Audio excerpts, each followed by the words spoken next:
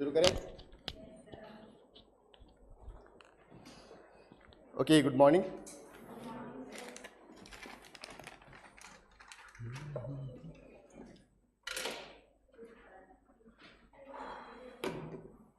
कहाँ तक पढ़े थे? चाल्कोलिथिक हो गया था। चलिए 1 सेकेंड। समझ में आया चाल्कोलिथिक क्या था बच्चे?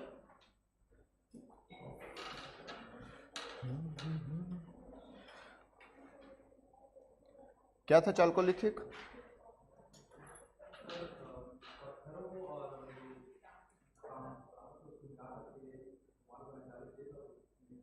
हाँ ठीक है। और बताइए, आप लोग घर में रिवाइज कर रहे हो नहीं कर रहे हो? तो बोलो ना। चलो कौन बताएगा? देखो मैं कभी भी आपको रटने के लिए नहीं बोलता, लेकिन एक चीज हमेशा याद रखना, पूरा एक स्टोरी आपके दिमाग में क्रिएट हो जाना चाहिए। ठीक है, जब भी मैं कोई टॉपिक पढ़ाऊं, क्या पढ़ाया था सिंपल से याद रखो ना कि सर ताम्र पाषाण का मतलब आप तांबा और पत्थर दोनों को मिला के स्टार्ट किए थे। एक ग्रामीण समुदाय था जो कि खेती के साथ साथ पशुपालन भी करता था।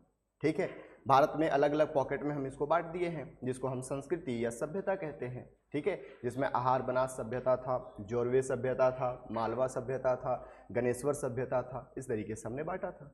ठीक है, ऐसे ही आपको एक स्टोरी कम से कम पता होना चाहिए। ठीक है, चलिए 1 सेकेंड रुक जाइएगा।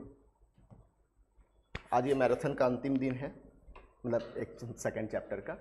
उसके बाद फिर अपन थर्ड चैप्टर शुरू करेंगे, इंडस वैली। ठीक है, हाँ बेटा, मेगालिथिक बचा है, आयरन एज बचा है।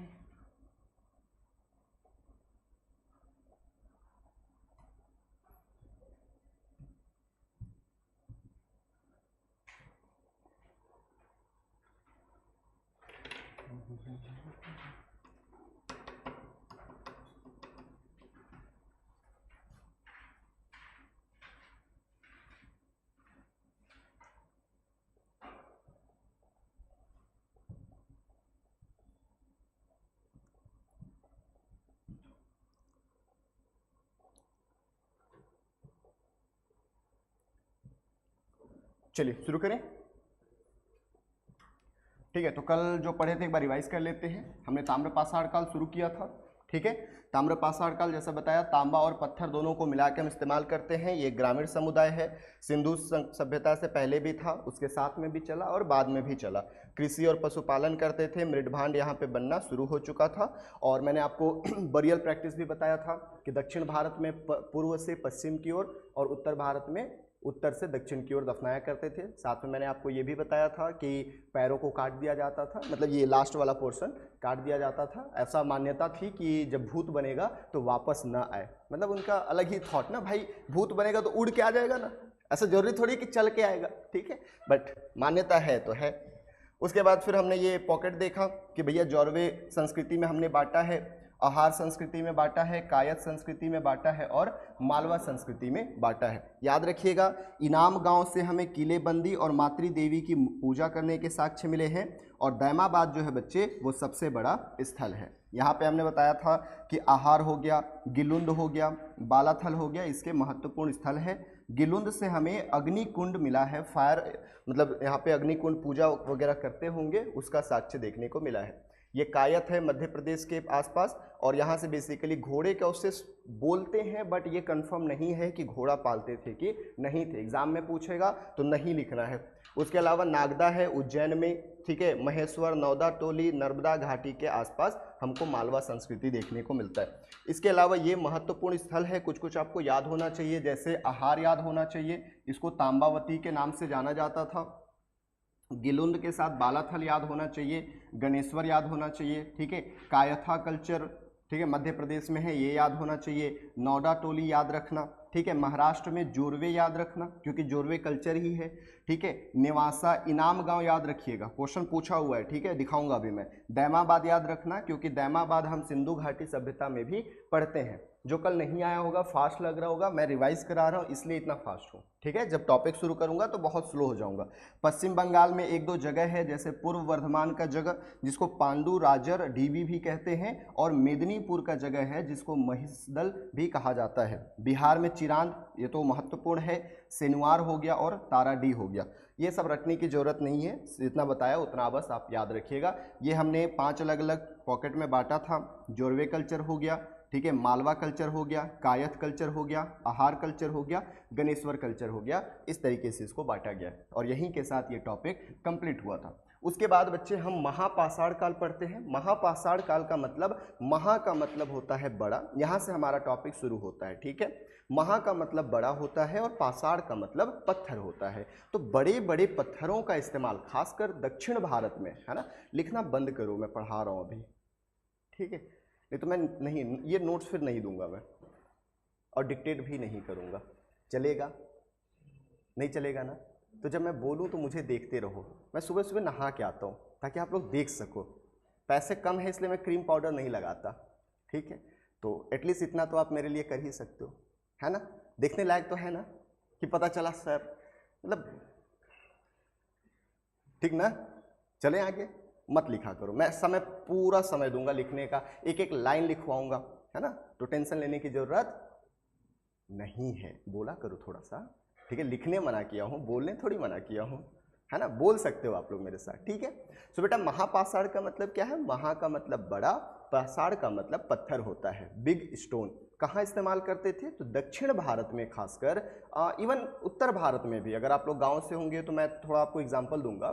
पहले हम दक्षिण भारत की बात करते हैं। जब भी कोई डेट करता था, मरता था, किसी की मृत्यु होती थी, तो उसको दफनाते थे और उसके अगल बगल बड़े बड़े पत्थर लगा दिया जाता था। इसी को महापाषाण एज कहते हैं। आज बहुत कम हो गया है, अर्बन एरिया में पॉसिबल भी नहीं है, लेकिन अगर रूरल एरिया में जाओगे, ग्रामीण क्षेत्र में जाओगे, तो कोई बड़े बड़े गांव के जैसे मुखिया हो गया, गांव का पटेल हो गया, ठीक है, जो बड़े आदमी हैं, उनकी जब डेथ होती है तो एक पत्थर लगाया जाता है और उसमें पर्टिकुलर लिखा जाता है। कब्रिस्तान में आप देख लो, है ना, जैसे ईसाई धर्म जहाँ अपना मतलब वो करते हैं, या कब्रिस्तान वगैरह की बात कर रहा हूँ, वहाँ आज भी पत्थर लगाया जाता है, नाम लिखते हैं, जन्म मृत्यु सब लिखा जाता है। बात समझ में आ रही है? तो ये नॉर्थ इंडिया में अलग था, दक्षिण भारत में अलग था। नॉर्थ इंडिया में लिखने के लिए पत्थर लगाया जाता था, बल्कि दक्षिण भारत में पत्थर का घेराव कर देते थे, पत्थर के अलग अलग स्ट्रक्चर बनाते थे। जैसे मान के चलो, एक पत्थर यहाँ पे खड़ा कर दिया हमने, ठीक है, एक पत्थर यहाँ खड़ा कर दिया, एक पत्थर यहाँ खड़ा कर दिया, और इसके ऊपर ये पत्थर ऐसे लगा दिया, ठीक है, और यहाँ पे हमने क्या कर दिया, तो दफना दिया, ठीक है। तो इस प्रकार से दफन प्रक्रिया चलता था। इसी को हम महापाषाण काल कहते हैं। कुछ नहीं है, बस आपको ये स्थल याद रखने, बाकी कुछ नहीं याद रखना। सिंपल है। मेगा का मतलब विशाल है, मैं वाला नहीं। लिथोस का मतलब पत्थर है। मेगालिथिक का मतलब बड़े पत्थरों से निर्मित या विशाल पत्थरों से निर्मित जगह। दूसरी चीज याद रखिएगा, क्यों करते थे? तो कब्र बनाने के लिए किया करते थे। ये पॉइंट हमने देख लिया। अब सबसे महत्वपूर्ण चीज है प्रमुख स्थल कहाँ कहाँ से मिले। मैंने आपको बताया कि दक्षिण भारत में ही सबसे ज्यादा प्रचलित था, तो हमको दक्षिण भारत का नाम रटना ही पड़ेगा, याद रखिएगा, क्योंकि यहां से क्वेश्चन भी पूछा गया है। जैसे चलिए एक आध देखते हैं।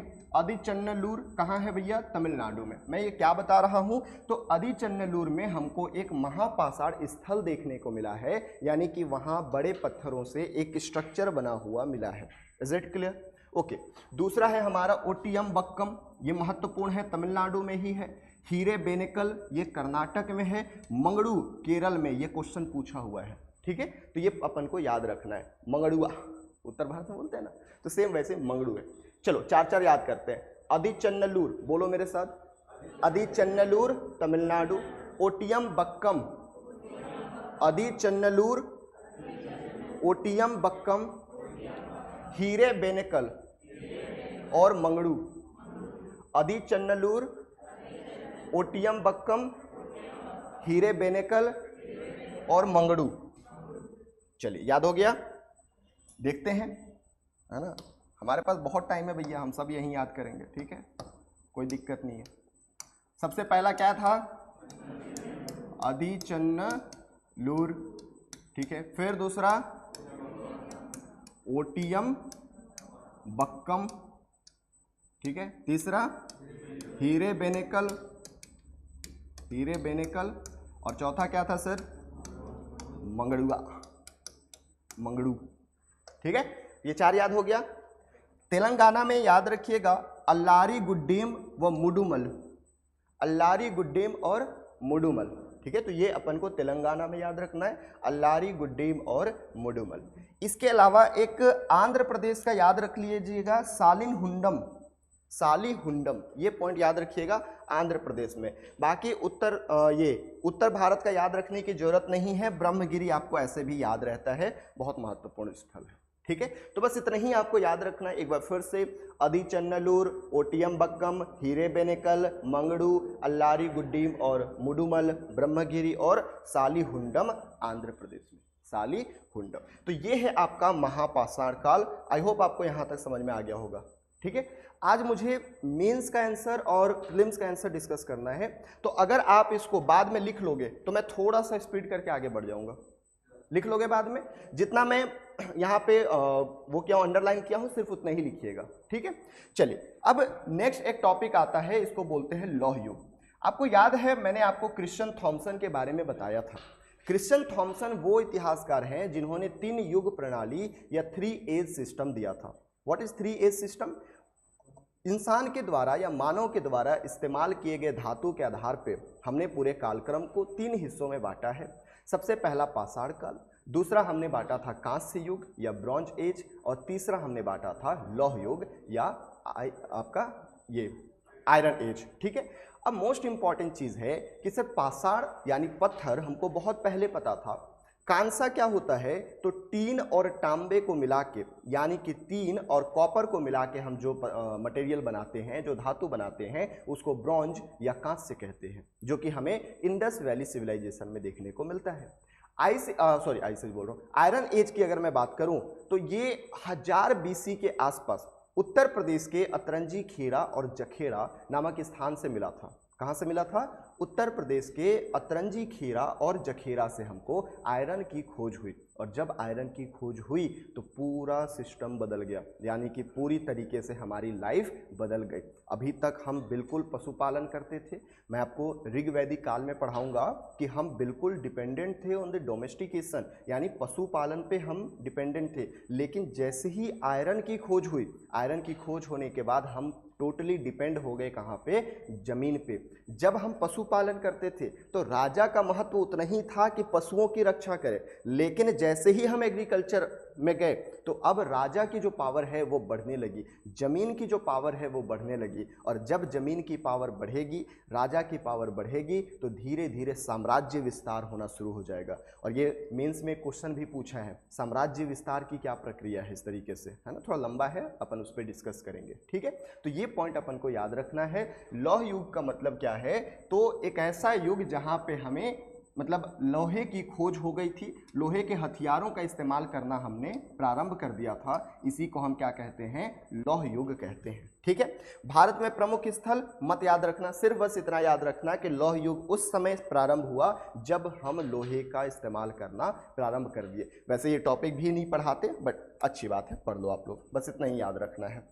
अब ये थोड़ा सा आपके लिए है, पर्सनल बेसिस पे याद रखना कि भैया अलेक्जेंडर कनिंघम जो है वो भारतीय पुरातत्व के जनक हैं। कब शुरुआत हुआ? तो 1861 में इसकी शुरुआत की गई थी। ये पॉइंट अपन को याद रखना है। क्यों? क्योंकि नेक्स्ट टॉपिक में मैं अलेक्जेंडर कनिंघम के बारे में बात करूंगा, ठीक है। और इसी के साथ हमारी टॉपिक कंप्लीट होती है। अगर किसी को दिक्कत है तो बता, किसी को कोई डाउट?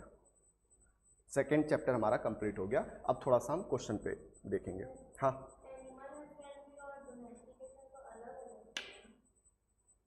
डोमेस्टिकेशन, हाँ, पशु पालना, एनिमल हस्बेंड्री, थोड़ा सा लाइक उसी को व्यापक रूप में यानी मेजर आप देख सकते हो, बड़े रूप में करना। लगभग दोनों सेम बोल सकते हो, बट छोटे रूप में जैसे मैं 4-5 जानवर को पाल रहा हूँ वो डोमेस्टिकेशन हो गया। एनिमल हस्बेंड्री का मतलब है अब मैं उन्हीं का बिजनेस कर रहा हूँ, ठीक है। तो ये हो गया बड़े व्यापक रूप में आना। और किसी को नो डाउट समझ में आया? हाँ बेटा, थोड़ा सा जोर से, लाउडली। नहीं समझ पा रहा हूँ, थोड़ा सा जोर से बोलिए ना। हाँ,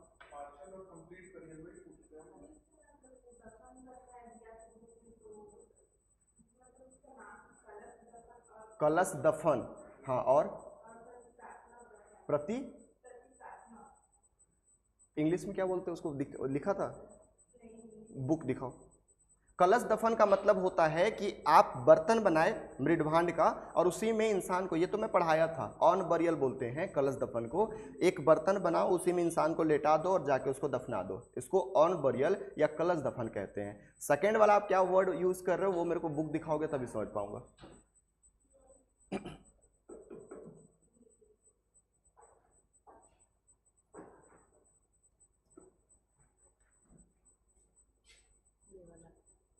कहाँ पास? अच्छा, ये कौन सी किताब का है? गूगल, गूगल से पढ़ रहे हो क्या? अच्छा, प्रतीकात्मक दफन, इंग्लिश में सर्च करो तो इसको क्या बोलते हैं, बताता हूं मैं इसको, है ना, ये लीजिए। और किसी को इसके अलावा कोई डाउट है तो बताइए, किसी को और कुछ पूछना है? हाँ बताइए।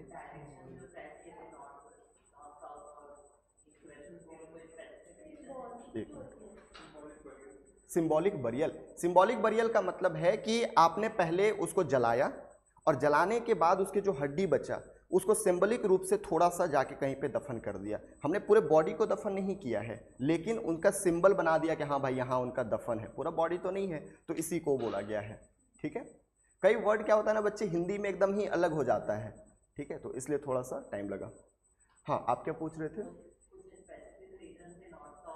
नो, रिलीजन में कभी भी स्पेसिफिक रीजन होता ही नहीं है। रिलीजन में मान्यताएं होती है, धर्म मान्यता के हिसाब से चलता है, तर्क के हिसाब से नहीं चलता। ठीक है, तो ऐसा कोई रीजन नहीं था, वो मान्यता चली आ रही थी कि उत्तर दक्षिण में हमको दफनाना है और दक्षिण भारत में जाओगे तो वो पूर्व पश्चिम की ओर दफनाया जाता था। ठीक है, क्योंकि हमें इसका साक्ष्य मिला है। और किसी को कोई डाउट? आज लास्ट डे है मतलब इस टॉपिक का, तो पूछ लो अगर कोई डाउट है पूरे टॉपिक से ओवरऑल। चलें आगे चलें, ओके। तो अब थोड़ा सा खुद को टेस्ट कर लेते हैं, ये एआई का जमाना थोड़ा सा ज़्यादा यूज़ कर दे रहा हूँ मैं, है ना, मैं ही दिख रहा हूँ क्या? है, ऐसा तो नहीं दिखता भाई। चलो, तो ये क्वेश्चन है आपका, अब देखना जितना हम पढ़े हैं उतना से हम बना पा रहे हैं कि नहीं। और दूसरी चीज़, क्यों प्रीवियस ईयर क्वेश्चन महत्वपूर्ण है ये हमको समझ में आएगा। कितने लोग को लगता है कि प्रीवियस ईयर क्वेश्चन में जो क्वेश्चन पूछा हुआ है वो रिपीट नहीं होता? किसको किसको लगता है कि रिपीट नहीं होता? किनको लगता है रिपीट होता है? आप लोग बहुत सही हो। क्यों? क्योंकि चंद्रकेतुगढ़ यहाँ पढ़े हो, 2024 में क्वेश्चन पूछा हुआ है, यूपीएससी का क्वेश्चन है। सेम ये क्वेश्चन पूछा हुआ है कब? 2021 में, चंद्रकेतुगढ़। इसलिए महत्वपूर्ण है हमारे लिए प्रीवियस ईयर क्वेश्चन, क्योंकि अगर हम यहाँ पे पढ़े होते तो 24 वाला क्वेश्चन हमारा गलत नहीं होता। बात समझ में आ रही है? चलिए अब इस क्वेश्चन को सॉल्व करिए। सर आपको सॉल्व करना है, मुझे नहीं। क्या सॉल्व करोगे? तो पुरातात्विक स्थल दिया गया है और इधर राज्य के बारे में बताया गया है और वहां से क्या क्या हमें विवरण मिला है ये बताया गया है, और पूछा है कि कौन सी जानकारी सही सुमेलित है। ठीक है, आपके पास 2 मिनट का या 1 मिनट का समय है, जल्दी से इसको पढ़ो और आंसर देने की कोशिश करो। चलो पढ़ो इसको और आंसर दो। मेरा काम हो गया, यहाँ तक मेरे को पढ़ाना था, पढ़ा दिया। आप क्वेश्चन सॉल्व करना आपका काम है, उसमें आंसर नहीं देखना है, ठीक है, इधर देखना है। हाँ तो इंग्लिश में है तो बेटा, चंद्रकेतुगढ़, इनाम गांव, है ना, मंगड़ू, अभी जस्ट मंगड़ू पढ़े हैं, ठीक है, मंगड़ुआ, trading port, chalcolithic site, megalithic site, ये जस्ट अभी तो पढ़े। हाँ, कितने लोग बोल रहे हैं ए होगा? हाथ खड़ा कीजिए। नो। कितने लोग बी बोल रहे हैं? मेजर जनता। कितने लोग सी बोल रहे हैं? 2। कितने लोग डी बोल रहे हैं? No one. ओके, चलिए देखते हैं क्या होगा। बेटा सबसे पहले, चंद्रकेतुगढ़ क्या उड़ीसा में है? व्यापारिक पतन शहर है क्या?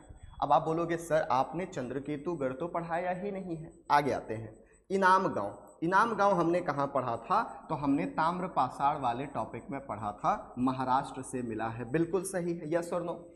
यस। मंगड़ू हमने अभी जस्ट पढ़ा, ठीक है, कि सर केरल में था, केरल में था और महापाषाणिक स्थल है, तो ये दोनों आ गया। अब सही हुंडम ये भी पढ़ा है, कहाँ है? आंध्र प्रदेश में, शैलकृत गुफा मंदिर, ठीक है। अब देखो हमारे पास ये 2 और 3 तो फिक्स सही है, तो ये तो हो ही नहीं सकता, ये तो हो ही नहीं सकता और ये तो हो ही नहीं सकता, क्योंकि 2 और 3 तो फिक्स है। तो आपको अगर सही हुंडम और चंद्रकेतुगढ़ नॉलेज नहीं भी था तो भी आप इस क्वेश्चन को सॉल्व कर सकते हो विथ एलिमिनेटिंग टेक्निक, एलिमिनेट करके। बट अब हमको जानना पड़ेगा कि सर ये चौथा और पहला क्यों नहीं है। सली हुंडम सर आपने पढ़ाया आंध्र प्रदेश में, मैं बोल रहा हूँ हाँ पढ़ाया हूँ, ठीक है, लेकिन क्या मैंने शैलकृत गुफा मंदिर पढ़ाया है क्या? मैंने क्या पढ़ाया है? महापाषाण कालिक स्थल। तो ये तो गलत हो गया ना सर, तो इसलिए चौथा नहीं होगा। अब आप बोलोगे सर जब इतना आप बोल ही रहे हो तो पहला काहे नहीं पढ़ा है? बेटा चंद्रकेतुगढ़ जो है ना ये वेस्ट बंगाल में है, और ये हम कब पढ़ेंगे? जब हम बुद्धिज्म पढ़ेंगे। क्यों? क्योंकि यहाँ पे बुद्धिज्म से रिलेटेड स्तूप का साक्ष्य मिला है। तो ये हमारा अभी का टॉपिक है ही नहीं, ये आगे का टॉपिक है। इस क्वेश्चन से हमको 2 चीज सीखने को मिलता है। क्या? फैक्ट प्रीलिम्स में पूछता है, ठीक है, वो दिमाग से हटा दो कि हमको सिर्फ एनालिसिस करना है। मैं इतने सारे फैक्ट इसलिए पढ़ा रहा हूँ क्योंकि पूछता है। दूसरी चीज, कभी भी एक टॉपिक से क्वेश्चन नहीं पूछता। महापाषाण काल, ताम्रपाषाण काल, और ये आपका ये कहाँ था? ये भी महापाषाण काल में। बुद्धिज्म, सोचो बौद्ध धर्म है ना, बौद्ध से रिलेटेड, दूसरा आपका ताम्रपाषाण से रिलेटेड, तीसरा आपका महापाषाण से, अलग अलग टॉपिक को जोड़ दिया है। बात समझ में आ रही है? तो इस तरीके से मतलब आपको ये समझ में आ जाना चाहिए कि सर आपके क्लास से हमारा आंसर बन तो जा रहा है, लेकिन हमको थोड़ा फैक्ट पे भी फोकस करना पड़ेगा। यही मकसद होता है प्रीवियस ईयर क्वेश्चन कराने का। ठीक है मेरे बच्चे? ओके, आगे चलें। तो आंसर वही है, बी है इसका आंसर। ठीक है, चंद्रकेतुगढ़ उड़ीसा में नहीं है, कहाँ है? पश्चिम बंगाल में, और ये बंदरगाह के रूप में हम देखते हैं बौद्ध धर्म में, हम पढ़ेंगे इनके बारे में। ठीक, अब ये क्वेश्चन बताओ, 2021 में फिर से आ गया चंद्रकेतुगढ़। चलिए ये क्वेश्चन बताइए आंसर। 2021 में आया है, इस क्वेश्चन का आंसर बताइए सर। हिंदी इंग्लिश दोनों में है, फटाफट उसको वही दे दो।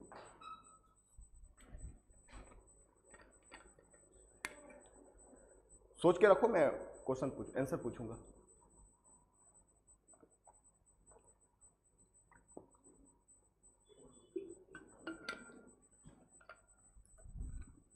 समझ में आ गया? पूछूं? कितने लोग बोल रहे हैं ए होगा? कितने लोग बोल रहे हैं? No one. B? No one. C? आधी जनता। डी? डी? No one. चलिए देखते हैं क्या किया है। निम्नलिखित युग्मों पर विचार कीजिए। Consider the following pair.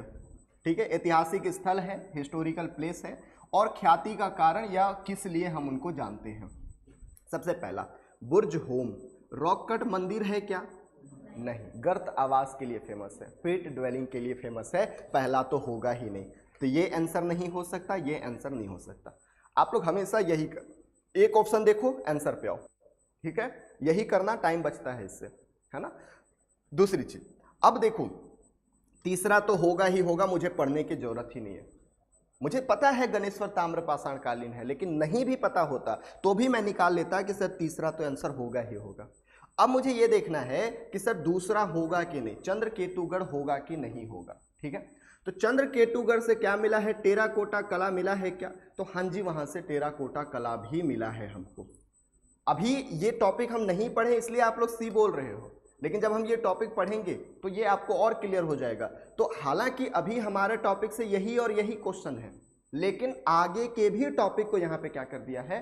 मर्ज कर दिया है।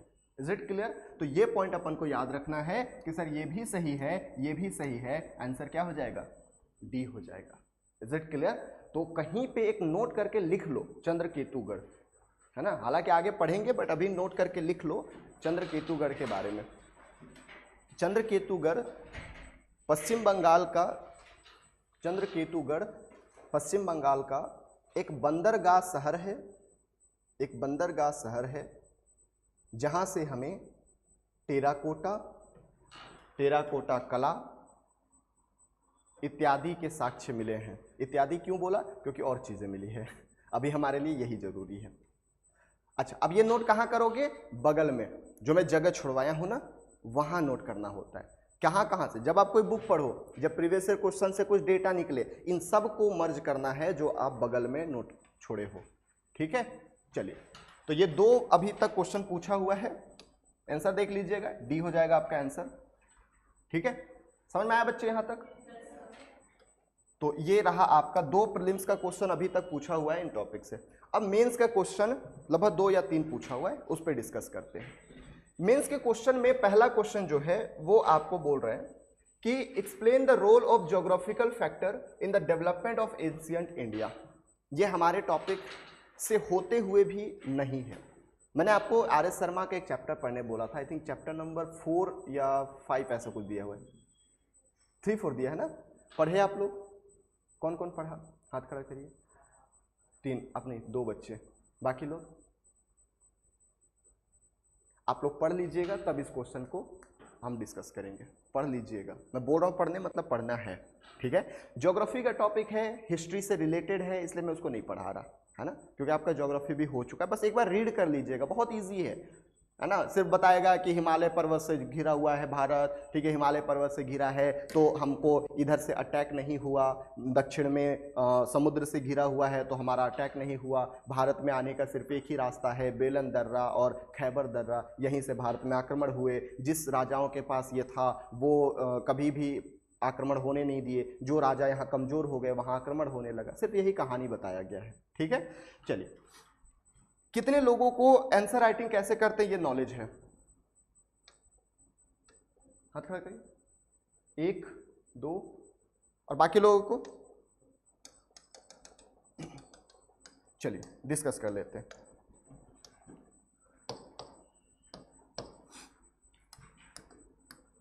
अच्छा, ये बेसिक नॉलेज तो होगा ना कि कितने क्वेश्चन पूछते हैं, कितना मार्क्स रहता है? कितने क्वेश्चन पूछता है बेटा टोटल? 20 क्वेश्चन। कितने मार्क्स का रहता है? 250 मार्क्स का। कितने क्वेश्चन कितने मार्क्स का रहता है? कितने कितने मार्क्स का आता है बताओ जल्दी? 10 और 15। ठीक है, चलिए, अब अपन को ये देखना है, इसके 10 क्वेश्चन रहते हैं और इसके 10 क्वेश्चन, टोटल कितने हो गए? 10। ये 100 नंबर का हो गया, ये 100 नंबर का हो गया, और ये कितने का हो गया? 150। कितने हो गए टोटल? क्वेश्चन नंबर 1 से लेके क्वेश्चन नंबर 10 तक ये होता है आपका 10 मार्क्स का। क्वेश्चन नंबर 11 से लेके क्वेश्चन नंबर 20 तक ये कितना होता है बेटा? 15 मार्क्स का, यानी कि 150 नंबर। Is it clear? अब देखिए, जब भी आप आंसर राइटिंग करो, आंसर राइटिंग, सबसे पहले क्वेश्चन को आपको 2 बार पढ़ना है। कितने बार पढ़ना है? 2 बार। कभी भी एक क्वेश्चन नहीं पूछता, 2 क्वेश्चन को मर्ज करके पूछता है। ठीक है, कभी भी, ये चीज याद रखना है। फर्स्ट थिंग याद रखना है, फर्स्ट स्टेप हमारा क्या होगा? कीवर्ड हमको पहचानना पड़ेगा। कीवर्ड पहचानना है कि क्वेश्चन बोलना क्या चाह रहा है, क्वेश्चन में कहना क्या चाह रहा है। जैसे सबसे पहला चीज, प्राचीन भारत के विकास में भौगोलिक कारणों की भूमिका स्पष्ट कीजिए। तो मेरे को यहाँ पे कीवर्ड जो है, पहला कीवर्ड क्या मिला कि सर भौगोलिक कारण, ज्योग्राफिकल फैक्टर की बात कर रहा है, ज्योग्राफिकल फैक्टर की बात कर रहा है, ज्योग्राफिकल फैक्टर। और दूसरा कीवर्ड क्या मिला कि प्राचीन भारत के विकास में development of ancient India, development of ancient India, इसकी बात कर रहा है। 2 कीवर्ड मिल गया। ठीक है, अब जब मुझे कीवर्ड पता चल गया, अब सेकेंड स्टेप मेरा ये होता है कि मैं इसको 3 हिस्सों में डिवाइड करूंगा। ये बेसिक नॉलेज है, सबको पता है। ठीक है, सबसे पहला मैं क्या करूंगा? तो सबसे पहले मैं इंट्रोडक्शन लिखूंगा। इंट्रोडक्शन क्या लिखना है? इंट्रोडक्शन में आपको ये बता देना है कि मैं क्वेश्चन के डिमांड को समझ गया हूं, बस यही बताना है आपको। एग्जामिनर को ये बताना है कि मैं क्वेश्चन के डिमांड को समझ लिया हूं। Is it clear? बाकी कुछ नहीं बताना, सिर्फ इंट्रोडक्शन में पूरा रफ बताना है कि ज्योग्राफिकल फैक्टर क्या होता है, इंडिया का ज्योग्राफिकल फैक्टर क्या है। Is it clear? अब आते हैं दूसरे में। दूसरा मेन बॉडी है, ये लिखना नहीं है। इंट्रोडक्शन आप चाहो तो लिख सकते हो, परिचय हिंदी में, लेकिन आपको बॉडी करके ऐसा कुछ लिखना नहीं है ना। लेकिन आपके लिखने से पता चल जाएगा कि आप बॉडी वाला टॉपिक लिख रहे हो। अब इसमें जो भी क्वेश्चन पूछा है उसको डिटेल करना है। डिटेल आप दो तरीके से कर सकते हो, या तो पैराग्राफ या तो पॉइंट वाइज। मैं आपको यही मतलब बताऊंगा, बोलूंगा कि आप पॉइंट वाइज ही करना, पैराग्राफ मत करो। पैराग्राफ पढ़ने में ही थोड़ा सा बोरिंग लगती है, ठीक है। एग्जामिनर भी इंसान ही है, और अगर आप उसको बोर किए तो वो आपको बोर कर देगा, ठीक है। वो तो 5 मिनट के लिए बोर होगा, आपको अगर बोर किया तो 1 साल चला जाएगा, ठीक है।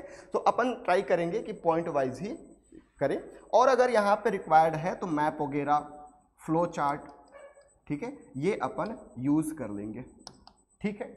अब दूसरी चीज, ये जो डिटेल कर रहे हो, फैक्ट तो डालोगे नो डाउट, लेकिन एनालिसिस ज़्यादा होगा, ठीक है। हम फैक्ट पढ़े हैं प्रीलिम्स के लिए, बट यहाँ पे हमको एनालाइज करना है। क्वेश्चन पूछा है उसको हम बिना फैक्ट का एनालिसिस नहीं होता, ये चीज़ मान लीजिए। फैक्ट हमको डालना पड़ेगा बीच में, बट ऐसे मत डालना कि पता चल जाए कि आप CGPSC के बच्चे हो। कैसे मतलब? सिर्फ फैक्ट नहीं डालना है। आप जब बातें कर रहे हो ना, बातों में आपकी देखो, कई जगह आप देखोगे कि हम किसी इंसान से बात करते पता चल जाता है नॉलेजेबल पर्सन है। ऐसा नहीं बताता कि भाई x² + 2x + 3ab का फॉर्मूला या a + b का होल स्क्वायर का फॉर्मूला, नहीं। जब वो बातें करता है तो बातें में इतने फैक्ट डालता है कि पता चलता है कि इसके पास बहुत नॉलेज है। ये सेम अपन को यहाँ पे करना है। हमको एक बातें करनी है, जनरल बातें करनी है, एक एनालिसिस करनी है, लेकिन बीच बीच में फैक्ट ऐसे घुसेड़ना है, ऐसे डालना है कि एग्जामिनर को पता चल जाए कि मेरे को आता भी है ना। मैंने तुक्का से प्रीलिम्स पास नहीं किया, मुझे नॉलेज है उस चीज़ के बारे में। Is it clear? एनालिसिस रहेगा विथ फैक्ट, फैक्ट तो डालना ही है। अब आता है तीसरा, कंक्लूड कर देना या कंक्लूजन, यानी कि निष्कर्ष आप लिख सकते हो, मतलब ये वर्ड लिख सकते हो। निष्कर्ष में क्या होता है? समरी, जो भी आपने लिखा। ऐसा नहीं कि इसी में एक लाइन चुरा के समरी लिख रही है, नहीं। ये समरी आपके लैंग्वेज में होगा। समरी 2 तरीके से होता है बेटा, या तो कोई गवर्नमेंट का स्कीम चल रहा है, गवर्नमेंट का समरी है, वो आप डाल सकते हो, गवर्नमेंट पॉइंट ऑफ व्यू डाल सकते हो, या तो फिर अपना खुद का पॉइंट ऑफ व्यू डालोगे कि आप क्या समझते हो। अगर यहाँ पे क्रिटिकल एग्जामिन करने के लिए क्वेश्चन पूछेगा, क्रिटिकली एग्जामिन द टॉपिक आगे दे दिया, तो क्रिटिकल एग्जामिन का मतलब होता है पहले पॉजिटिव बताओ, फिर नेगेटिव बताओ, और फिर बीच का रास्ता निकालो, ठीक है। ये कई वर्ड हैं, जब क्वेश्चन आएगा मैं बार बार बताऊंगा। कई जगह आप देखो प्रकाश डालें लिखा होता है, कई जगह लिखा होता है विवरण करे, विवरण दे, ठीक है। कई जगह लिखा होता है स्पष्ट करे, ठीक है। कई जगह लिखा होता है क्रिटिकली एग्जामिन। क्रिटिकली एग्जामिन का मतलब होता है आप उसका आलोचना भी करो, आप उसके बारे में सही भी बताओ। पॉजिटिव निगेटिव, अपना point of view. Positive negative आएगा कहाँ पे? बॉडी में। अपना point of view conclusion. Conclusion 2 ही होता है, या तो कोई गवर्नमेंट का पॉइंट ऑफ व्यू बता दो, या तो फिर आप अपना पॉइंट ऑफ व्यू बताओ। Is it clear?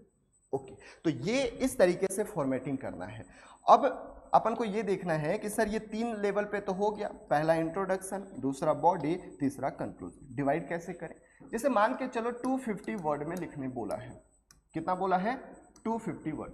मैक्सिमम हमारा बॉडी में जाएगा, कंक्लूजन और इंट्रोडक्शन लगभग सेम रहेगा। जैसे मान के चलो हम लगभग 15 से 20%, ठीक है, या इसको 10 से 15% कर लो। 10 से 15% इंट्रोडक्शन लिखेंगे, 10 से 15% क्या लिखेंगे? अपना बोल सकते हो कंक्लूजन। यहाँ पे लगभग 75 से या 70 से 80% क्या लिखेंगे? बॉडी। तो इस तरीके से डिवाइड कर। ऐसा नहीं कि परिचय ही लिखते चल गए, आधा पेज खत्म।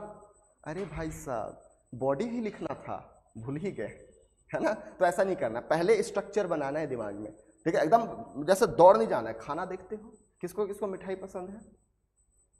हाँ, तो मिठाई जैसे ही अपन देखते हैं एकदम कूद जाते हैं कि भाई साहब मिलेगा ही नहीं इस जमाने में, है ना, पहले ही खा लेते हैं। तो वैसा नहीं करना है कि क्वेश्चन देखे बस लिखना शुरू, नहीं। पहले रफ निकालो, मतलब पीछे जो रफ है उसमें स्ट्रक्चर बनाओ कि मैं क्या क्या लिखने वाला हूँ। पहले यहाँ स्ट्रक्चर बनेगा, तब वहाँ स्ट्रक्चर बनेगा। Is it clear? तो ये पॉइंट याद रखिएगा, जब भी आंसर लिखो कूदना मत। क्यों? क्योंकि आपके आंसर में फ्लो आना चाहिए। क्या आना चाहिए? फ्लो आना चाहिए। फ्लो तभी आता है जब आप पहले से ही प्रिपेयर हो, प्री प्रिपेयर्ड अगर रहोगे तभी आपका फ्लो बनेगा। अगर आप प्रिपेयर नहीं हो, फ्लो नहीं बनेगा। फिर वैसे होता है जो दिमाग में आया लिख दिए, वैसे आंसर नहीं लिखाता। ठीक है, पहले स्ट्रक्चर बनाओ। अगर कोई क्वेश्चन पूछा है तो पहले मैं कीवर्ड बताऊंगा कि ये कीवर्ड है, मैं यहाँ से शुरू करूंगा, ये पॉइंट लिख, रफली है ना, एकदम डिटेल नहीं, रफली कि ये पॉइंट लिखूंगा, ये पॉइंट लिखूंगा, ये पॉइंट लिखूंगा, कंक्लूजन ये लिखूंगा। अब मैं लिखना शुरू करूंगा क्योंकि मेरे दिमाग में एक स्ट्रक्चर बन गया। क्लियर है? तो ये फॉर्मेट है आपके आंसर राइटिंग का। चलिए क्वेश्चन देखते हैं। ये क्वेश्चन पूछा है the rock cut architecture, painting पढ़ा था ना हमने, ठीक, वहीं से question. The rock cut architecture represent one of the most important source of our knowledge of early Indian art and history discuss. पहला चैप्टर पढ़ा था हमने।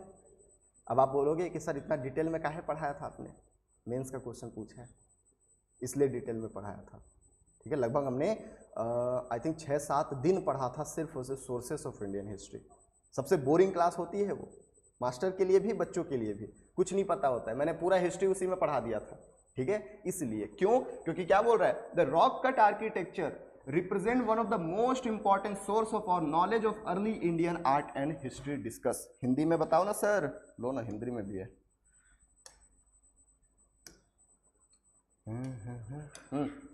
भारत में मध्य पाषाण कालीन शैल कट कला ने केवल उस समय के सांस्कृतिक जीवन को दर्शाती है, बल्कि आधुनिक चित्रकला के समान उत्कृष्ट सौंदर्य बोध भी प्रस्तुत करती है। समालोचनात्मक विवेचना कीजिए। ये कहाँ से है? तो हमने सोर्स पढ़ा था, वहाँ से है, सोर्स पढ़ा था, वहाँ से है। सेकेंड चीज़ और कहाँ से है? तो हमने मेसोलिथिक पेंटिंग पढ़ा था, मेसोलिथिक पेंटिंग पढ़ा था, चित्रकला पढ़ा था ना। ये दोनों को मर्ज करके क्वेश्चन पूछा है। ठीक है, आप घर में एक बार ट्राई करना इन दोनों क्वेश्चन को लिखने का। ठीक है, आंसर दिया हुआ है, आप चाहो तो एक बार देख सकते हो या यहीं पे बता दूं फिर लिखोगे आप। मैंने आपको समझाया कैसे लिखना है। अब आप चाहो तो घर में एक बार लिख के आंसर से मिला सकते हो या आंसर देख के फिर अपने लैंग्वेज में लिख सकते हो, जैसी आपकी मर्जी। क्या चाहते हो, यहीं पे डिस्कस करें अभी कि घर में लिखोगे? वो भी कर सकते हैं, लेकिन कल नहीं करेंगे उसको, फिर second chapter third chapter complete होने के बाद करेंगे। डिस्कस कर ले। चलो हिंदी में कर लेता हूँ, इंग्लिश वाले बाद में दिखा दूंगा क्योंकि मोस्टली लोग इंग्लिश वाले हिंदी वाले हैं। कितने लोग हिंदी वाले हो? इंग्लिश वाले? टेंशन नहीं लेने का, आप लोग है ना कहीं दूसरे ग्रह से नहीं आए हो, मेरे ही स्टूडेंट हो, तो अपन उसको भी डिस्कस करेंगे। पहले हिंदी वाला देख लेते हैं। सबसे पहली चीज़, मैंने आपको सब कुछ यहाँ पे दिया है। ठीक है, क्या क्या करना है, कैसे करना है। सबसे पहले अपन को ये याद रखना है सर कीवर्ड क्या है, क्या पूछना क्या चाह रहे हैं, हम क्वेश्चन समझ पाए हैं कि नहीं समझ पाए। भारत में मध्य पाषाण कालीन, मध्य पाषाण काल के बारे में पूछ रहा है, रॉक कट पेंटिंग के बारे में पूछ रहा है, शैल कट या शैल कट कला के बारे में पूछ रहा है।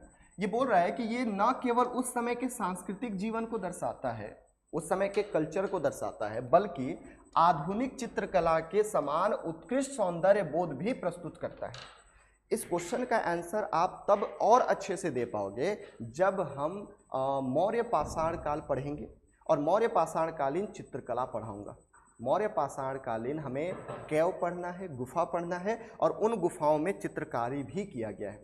फ्रेस्को म्यूरल पेंटिंग हम पढ़ेंगे। ठीक है, fresco mural painting, fresco mural painting जो है आज की आधुनिक चित्रकला को दर्शाता है। ठीक है, कैसे दर्शाता है? सो बेसिकली उसकी कुछ प्रक्रिया है।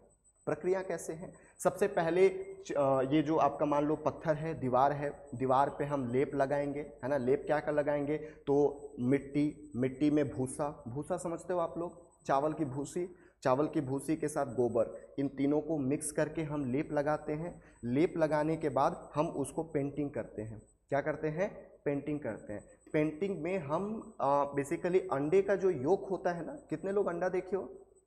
मोस्टली लोग देखे होंगे। उसको जो पीला कलर होता है उसको मिलाते हैं, जो कि इनग्रेव करता है, उसको गाढ़ा करता है और वो लाइफ लॉन्ग ले जाता है।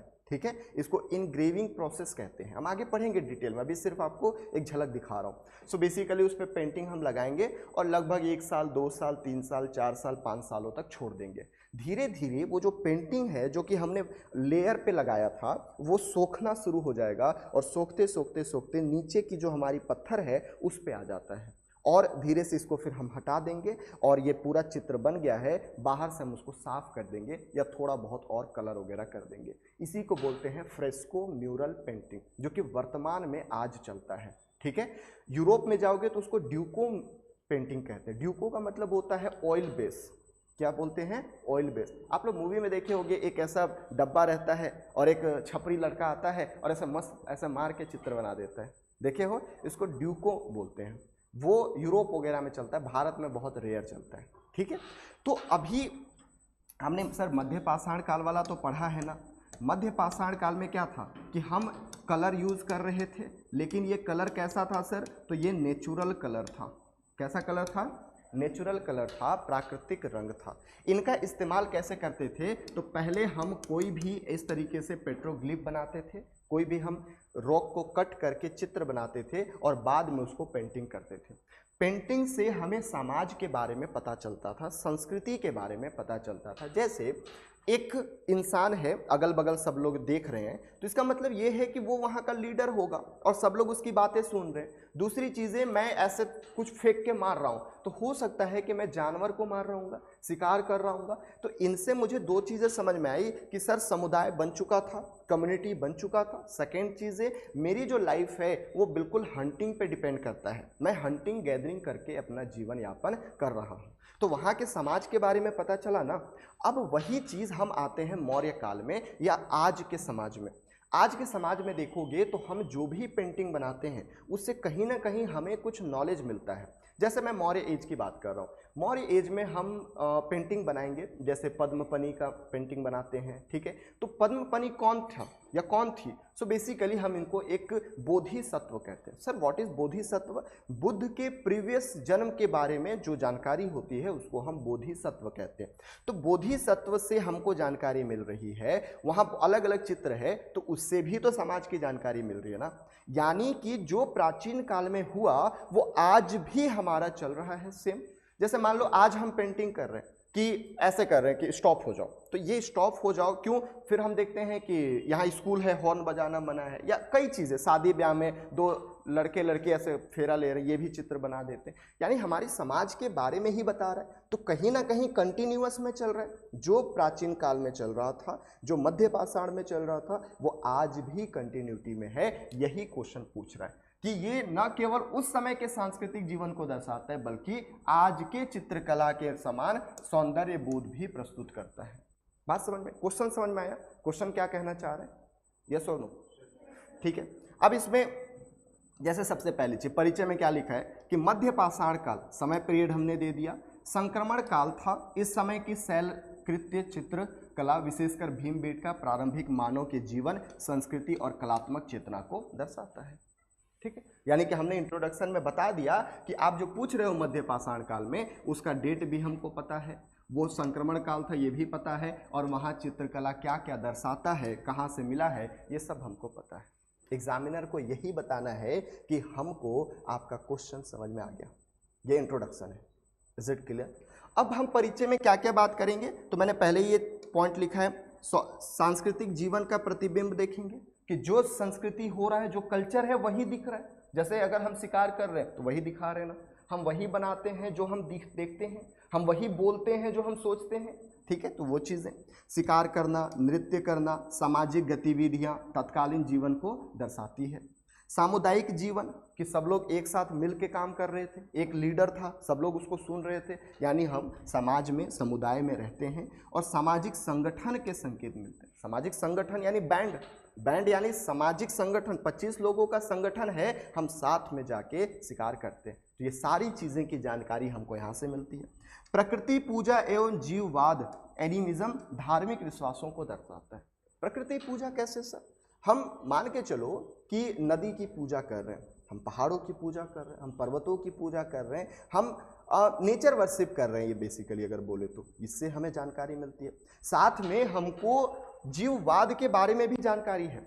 अगर हम सेक्सुअल ऑर्गन की पूजा कर रहे हैं, इसका मतलब ये नहीं कि हमें उनसे कुछ चाहिए, इसका मतलब ये कि उनकी पवित्रता के बारे में हमको पता है, उससे हमारी समाज आगे बढ़ेगी, उससे हमारा खानदान आगे बढ़ेगा। ये सारी नॉलेज हमको है उस टाइम पीरियड पे, ये चीज़ें दिखाता है। ठीक है, हिंदू धर्म में इसे पवित्र माना जाता है। हम लिंग की भी पूजा करते हैं, हम योनि वर्शिप भी करते हैं। तो ये सारी चीज़ें कहीं ना कहीं ये दर्शाता है कि इनको वर्ल्डली लाइफ के बारे में पता था, इनको नॉलेज था कि किस तरीके से रिप्रोडक्शन होता है, ये सारी चीज़ें इनको नॉलेज थी। ठीक है, तो ये सारी चीज़ें हमको दर्शाता है। अब इसी को थोड़ा थोड़ा हम यहाँ पे डिस्कस कर ले रहे हैं कि आधुनिक चित्रकला के समान है कैसे। प्राकृतिक रंग जैसे गेरू कलर, लाल कलर, सफ़ेद कलर का उपयोग तकनीकी समझ को दर्शाता है। अब देखो, गेरू, लाल, सफ़ेद, किसी ने मुझे पूछा था कि सर सफ़ेद कलर कहाँ से आता था। किसने पूछा था? आपने पूछा था। बेटा 2-3 कलर होता है, उनको मिला के आप हजारों कलर बना सकते हो। जब मैं उन 2-3 कलर का इस्तेमाल करके कई कलर बना रहा हूँ, इसका मतलब मेरा साइंटिफिक नॉलेज अच्छा है, मुझे पता है कि कौन से कलर को मिक्स करने के बाद कौन सा कलर आता है। तो ये उनके क्या दर्शाता है? तकनीकी समझ को दर्शाता है। आज भी तो हम वही कर रहे हैं ना, टेक्नोलॉजी जब बढ़ रहा है तो यही सेम चीज़ देखने को मिल रहा है। ठीक है, तो यानी कि उनको भी टेक्नोलॉजी का नॉलेज था और आज भी है। वही तो कंपेयर करना है कि वहाँ से यहाँ तक सेम है। ठीक है, उसके बाद चित्रों में गति को दिखाते हैं, संतुलन को दिखाते हैं, अनुपात और लय स्पष्ट दिखती है। गति कैसे? जैसे मान के चलो मैं ऐसे फेंक रहा हूँ, तो ऐसे ही बनाना कि पता चला हाथ आगे चला गया, मैं पीछे रह गया, ऐसा चित्र तो नहीं बना है।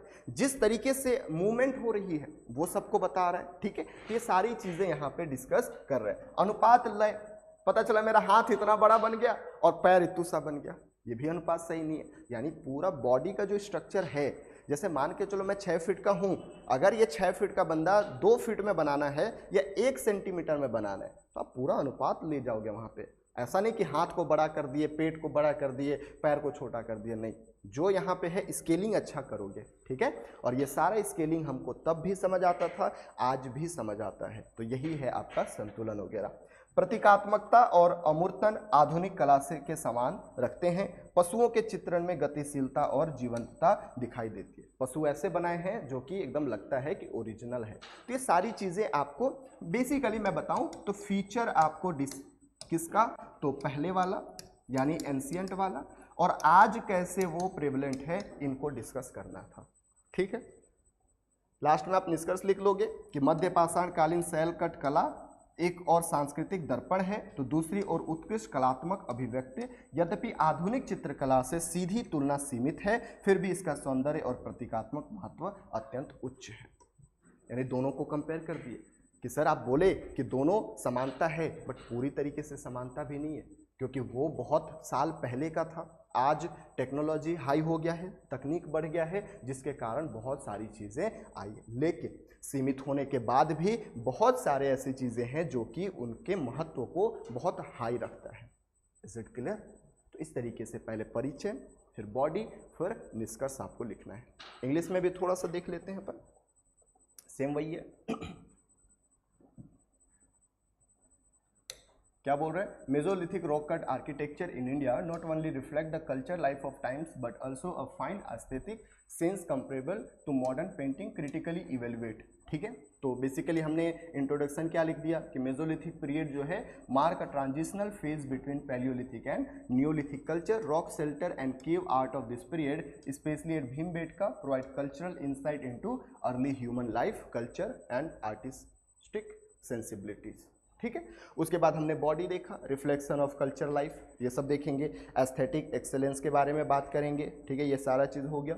उसके बाद क्रिटिकल इवेल्युएशन कर दिए। लिमिटेशन इन कंपैरिजन, कि लिमिटेशन कैसे था, जैसे lack of advance technique like perspective, depth and refined tools उस समय पे नहीं था, हमारे पास इसकी कमियां थी। साथ ही functional and ritualistic purpose rather than purely aesthetic intent, यानी वहाँ पे रिचुअल चीज़ें ज़्यादा थी। आज अगर आप देखोगे तो एस्थेटिक इंटेंट हम ज़्यादा देखने को मिलता है आज के लिए। तो ये कंपेयर कर दिए। हाउएवर आर्ट मस्ट बी जज into historical context not modern standard.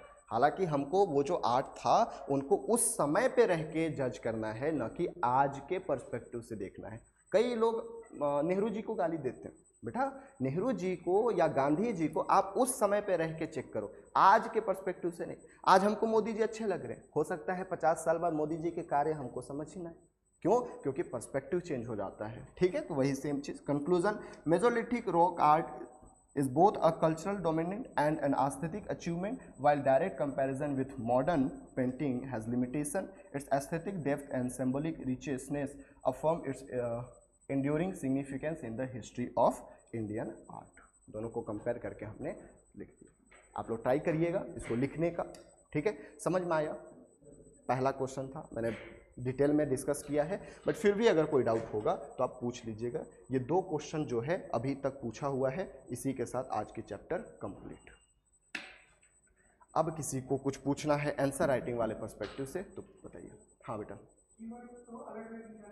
हाँ नहीं अलग अलग नहीं दिखाना है, वो मेरे को समझाना था, इसलिए मैं ऐसा पीपीटी बना के लाया हूँ। किसको? ये जो कीवर्ड लिखा है, जो लिखा था यहाँ मैंने, नहीं, आपको कीवर्ड लिख के डिस्कस करना है। कीवर्ड लिखो, हाँ मिक्स करके। मैं उसको इसलिए एक जगह पे लिख के लाया हूँ क्योंकि मुझे समझाना है। ठीक है, ये मैं आंसर नहीं लिखा, इसको कॉपी मत कर देना। हाँ लास्ट पार्ट आंसर ही है, लेकिन शुरुआत में मैंने समझाने के लिए एक जगह पे कीवर्ड लिख लिया था। ठीक है, और किसी को डाउट?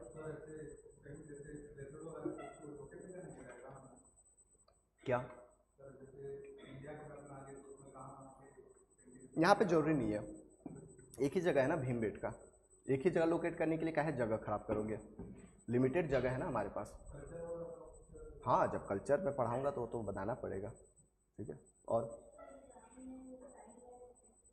हाँ बेटा एग्ज़ाम में पहले लिखना सीखिए ना, टाइम मैनेजमेंट अपने आप करेंगे। फिर पहले लिखना सीखिए। अभी एक क्वेश्चन को आप 25 मिनट लिखिए, 1 घंटा लिखिए, दिन भर लिखिए, कोई दिक्कत नहीं है। पहले लिखना सीखिए। ठीक है, पहले हम मेकअप करना सीखते हैं, फिर करते हैं कि अब 2 घंटा पति को वेट कराना है कि 5 मिनट में करना है। पता चला 5 मिनट में करने के हमको कुछ आता ही नहीं, 5 मिनट ऐसे पोत पात के बस खत्म। अच्छा बनने गए थे, भूतनी बन के आ गए। तो ऐसा भी जरूरी नहीं है। ठीक है, मजाक कर रहा हूँ, बट पहले आप पूरा समय लीजिए। 1 दिन लिखिए, 2 दिन लिखिए, अरे 10 दिन में एक आंसर लिखिए, कोई दिक्कत नहीं मेरे को। आप देख के लिखिए बट लिखिए। ठीक है, जब यही कोर्स हमारा कंप्लीट हो जाएगा तब अब मैं बोलूँगा कि अब मेरे को 7 मिनट में लिख के दिखाओ। ठीक है, आप टेंशन मत लो, मैं लाइव यही लिखवाऊंगा। ठीक है, यही हमारी पूरा अप्रोच है। क्वेश्चन को पहले चैप्टर को देखेंगे क्या क्या क्वेश्चन आया है, उसके बाद हम प्रीलिम्स के लिए फैक्ट पढ़ेंगे, मेंस ओरिएंटेड पढ़ाऊंगा। तीसरी चीज़, फिर क्या क्या क्वेश्चन पूछा है, जैसे प्री हिस्ट्री पढ़े, यहाँ से प्री का क्वेश्चन देखा, मेंस का क्वेश्चन देखा। अब हम कल प्रोटो हिस्ट्री पढ़ेंगे, प्रोटो हिस्ट्री को पहले प्री ओरिएंटेड मेंस ओरिएंटेड पढ़ाऊंगा, फिर उससे क्या क्या प्रीलिम्स क्वेश्चन पूछा, क्या क्या मेंस क्वेश्चन पूछा, सब चीज़ क्लास में होगी। बस आपको एक ही चीज़ करना है, रेगुलर आना है। रेगुलर नहीं आओगे तो माय डियर मैं कुछ नहीं कर सकता, और फिर आपको मेरी क्लास का फ़ायदा भी नहीं मिलेगा, क्योंकि मेरी जो वे ऑफ टीचिंग है वो ऐसे ही है। मैं आज पढ़ा रहा हूँ तो 10 क्लास आगे का आपको लिंक करूँगा, और जब मैं कल पढ़ा रहा हूँ तो 5 क्लास पीछे को भी लिंक कर दूंगा।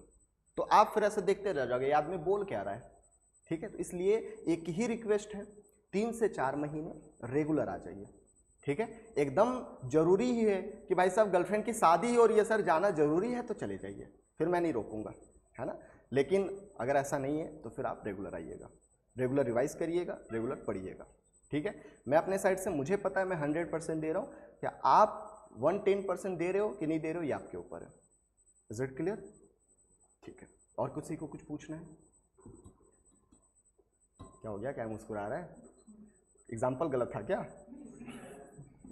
देखो मैं एग्जाम्पल वही देता हूँ जो आप रिलेट कर पाओ।